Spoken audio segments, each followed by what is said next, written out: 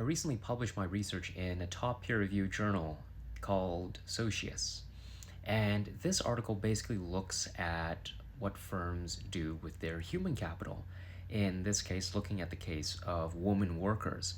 And what I studied was basically the different ways in which women might be facing inequality in firms, and basically new grounds for gender inequality that people haven't really looked at before.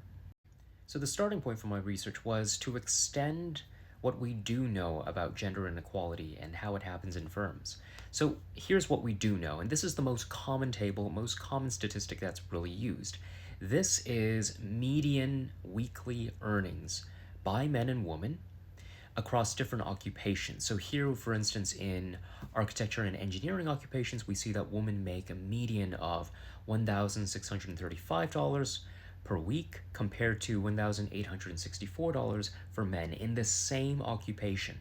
And when we go through every single occupation there is, we see that that disparity, that gap, still persists, that women on average still make less than men do in the same occupation when we look at different occupations, so we're comparing within them. This is the second most common statistic that we look at, and this is, the title's not here, but it's the labor market participation rate between men and women.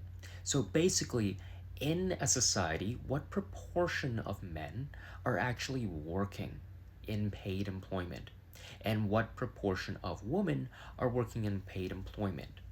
And what we see on average is that men are still outpacing women in terms of the amount of men who are working in basically the paid labor market.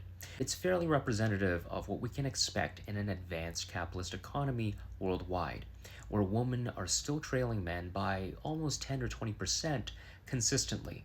And a big reason for that is that women are still held back largely due to pressures to, for instance, take care of the household, domestic labor, chores, etc., etc. So coming back to my research, what I did in my work that I thought was innovative was I suspected that there'd be another area of inequality that nobody had looked before, which is layoffs. So to test my hypothesis, I looked at a statistically representative sample of Chinese firms in China, so capturing the entire economy in China, and I found that basically women are twice as likely to be targeted in layoffs by firms when their evaluators are men. So men, when we go up to men and we ask them basically, what are your preferences for layoffs? If the firm were facing, let's say, the prospect of a recession, they were twice as likely to say that women should be laid off first compared to women when they were the evaluators. So this is just basically another area, an important area, I think, where gender inequality still lives large.